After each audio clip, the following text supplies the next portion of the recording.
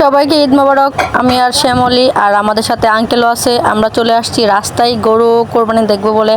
আসলে আমি কাছ থেকে গরু কোরবানি দেখে নাই কোনো সময়। আর এখানে তো অনেকগুলো গরু, একটার পর একটা কোরবানি দিতেই আছে। আর আমার কাছে দেখে অনেকটা ভালোই লাগছে, আবার কষ্ট লাগছে যে পশুগুলো কীভাবে জবাই করতেছে, এটা দেখে কষ্ট লাগছে। আর এখানে আঙ্কেল আছে। গরু জবাই দেখা শেষ করে যখন বাসায় আসি তখন দেখি আমাদের ছোট্ট মামনি রেডি হয়ে বসে আছে। তাকে নিয়ে তো ঘুরতে বের হওয়া হয় নাই কোথাও, তাই একটু অনেক বাসার সামনে তার নিয়ে একটু বাইরে আসছি।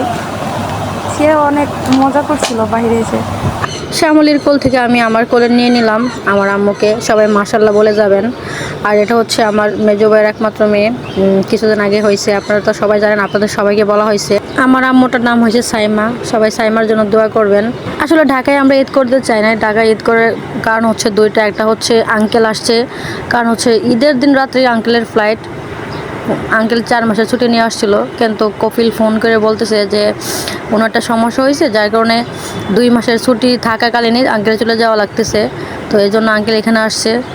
আর রাতে আঙ্কেলকে নিয়ে যাব এয়ারপোর্টে।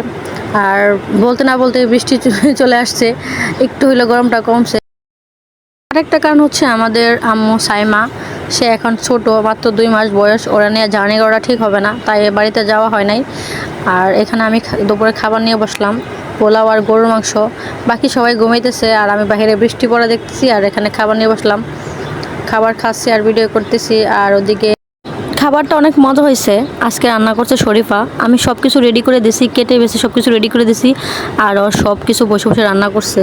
আর অনেক সুন্দর করে রান্না করতে পারে, আমি এত রান্না করতে পারি না ভালো। সবাই আমাদের ভিডিওগুলো দেখবেন আর আমাদের চ্যানেলটা অবশ্যই সাবস্ক্রাইব করবেন। আমাদের ভিডিওগুলো লাইক দিবেন, শেয়ার করবেন। আর সবাই আমাদের পাশে থাকবেন, আপনাদের পাশেও আমরা থাকবো।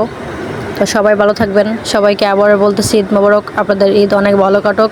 আপনারা সবাই সুস্থ থাকুন, ভালো থাকুন। আল্লাহ হাফেজ।